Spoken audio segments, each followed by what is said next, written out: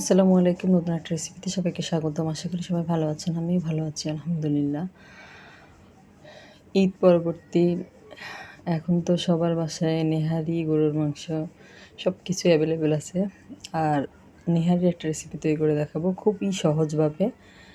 এখানে আমি বড় পাতিলে করে আমার গরুর মাংসের নেহারিগুলো পরিমাণ মতো পানি দিয়ে ভালো মতো আগে নেহারি হাড্ডিগুলো ধুয়ে নিয়েছি। এরপরে আমি এর সাথে হলুদ, লবণ, মরিচের গুঁড়া আর আদা রসুন বাটা দিয়ে আমি এটা খুব ভালো মতো সেদ্ধ করে নিয়েছি। মাংসগুলো কিন্তু খুব সুন্দরভাবে সেদ্ধ হয়ে গিয়েছে। আর এখানে আরও হাড্ডি ছিল নেহারির, ওগুলো আমি সরিয়ে রেখেছি। আমার যতটুকু প্রয়োজন ততটুকু আমি আজকে রান্নার জন্য নিয়েছি। আর এখানে আমি একটা পেঁয়াজ কুচি দিয়ে দিলাম প্রথমে, এরপরে দিয়ে দিলাম আদা রসুন বাটা এবং জিরা বাটা একসাথে বেটে নিয়েছি। এটা দিয়ে দিলাম 2 চা চামচ। যেহেতু আগে দিয়েছি, আগে কিন্তু অনেকগুলো একসাথে সিদ্ধ করেছি, তখন দিয়েছিলাম, তখন কিন্তু অল্প করে দিয়েছি সিদ্ধ করার সময়, এই জন্য এখন আবার দিচ্ছি। আর এখানে দিয়ে দিলাম প্রায় 1 চা চামচ এলাচ এবং দারচিনি বাটা বেটে নিয়েছি, ওটা দিয়ে দিলাম।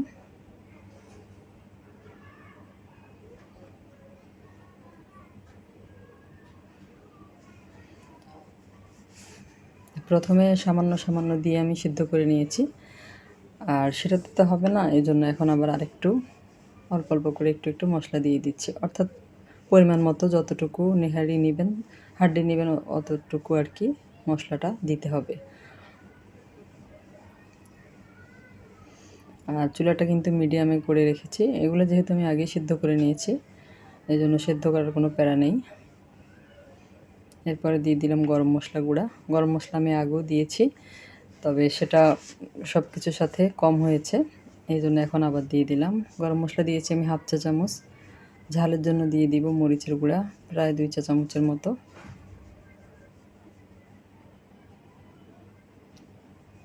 দিয়ে দিলাম 1/2 চা চামচ থেকেও কম হলুদের গুঁড়া।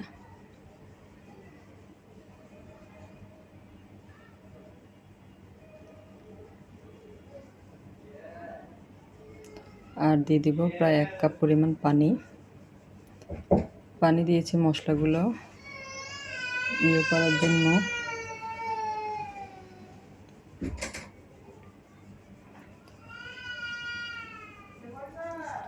আর আরও 3-4টা বলক তুলে নিব। এগুলো যেহেতু আগে সিদ্ধ করা, তাহলে সিদ্ধ করার কোনো ঝামেলা নেই, এই জন্য 2-3টা বলক তুলে নিলেই হবে।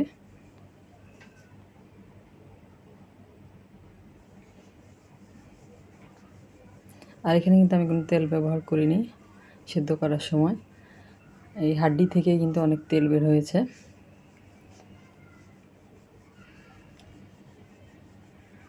আর যারা আমার চ্যানেলে নতুন আজকে প্রথম ভিডিও দেখছেন, যদি রেসিপিটা আপনাদের ভালো লাগে তাহলে আমার চ্যানেলটাকে সাবস্ক্রাইব করে পাশে থাকা বেল আইকনটা প্রেস করে দেবেন, তাতে করে আমি পরবর্তীতে যত ভিডিও দিব তার নোটিফিকেশান সবার আগে আপনাদের কাছে পৌঁছে যাবে।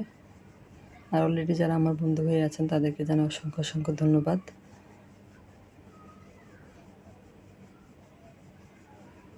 এটা আমি আরও 4-5 মিনিটের মতো বলক তুলে নিয়েছি। আর এই পর্যায়ে আমি দিয়ে দিব একটা বাটির মধ্যে আমি 1/2 কাপ পরিমাণ পানি নিয়ে নিয়েছি। 1/2 কাপ পানির সাথে আমি এখানে 2 চা চামচ পরিমাণ চালের গুঁড়া দিয়ে দিব। চালের গুঁড়াটা আমি খুব ভালো মতো মিশিয়ে নিব পানির সাথে। আর এখানে আপনারা পানির পরিবর্তে লিকুইড গরুর দুধটাও ব্যবহার করতে পারেন, তাতে করেও কিন্তু রেসিপিটা খেতে ভালো লাগবে। আর এখানে আমি দিয়ে দিব 1 ফালি লেবুর রস। আর লেবুর রস দেওয়ার কারণে কিন্তু এটা একটু টকটক ভাব আসবে, খেতে ভালো লাগবে।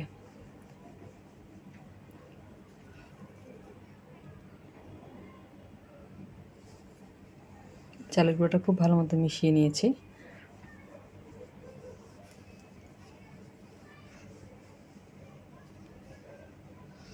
আর এখানে আমি এই মিশ্রণটার মধ্যে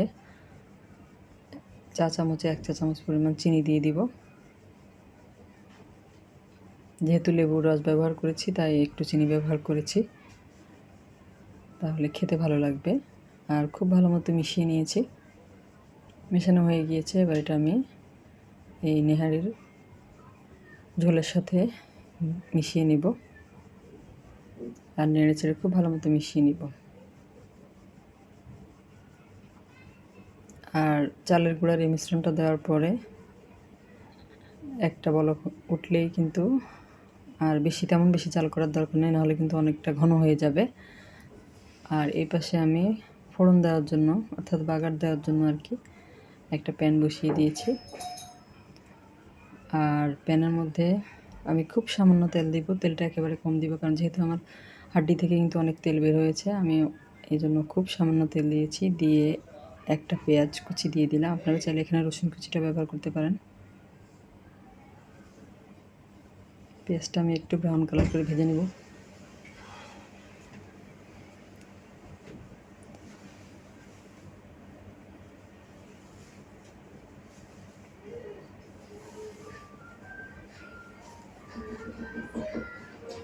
ব্রাউন কালার করে ভাজা হয়ে গিয়েছে। এই পর্যায়ে আমি এটা নেহারির হাড্ডির মধ্যে ঢেলে দিব ফোড়নটা, দিয়ে খুব সুন্দর করে মিশিয়ে নিব।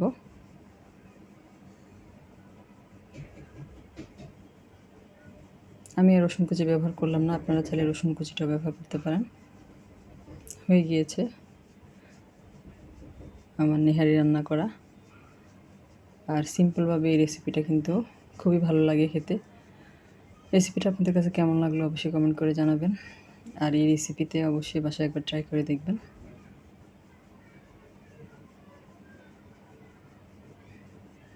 সার্ভ করে আপনাদেরকে দেখাচ্ছি যেটা কেমন হয়েছে দেখতে। এই যে খুবই লোভনীয় হয়েছে আর খেতেও খুবই মজার হয়েছিল।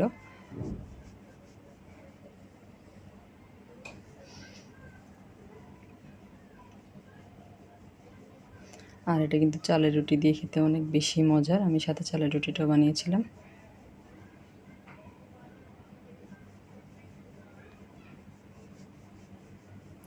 বা পরোটা দিয়ে খেতেও খুবই ভালো লাগবে।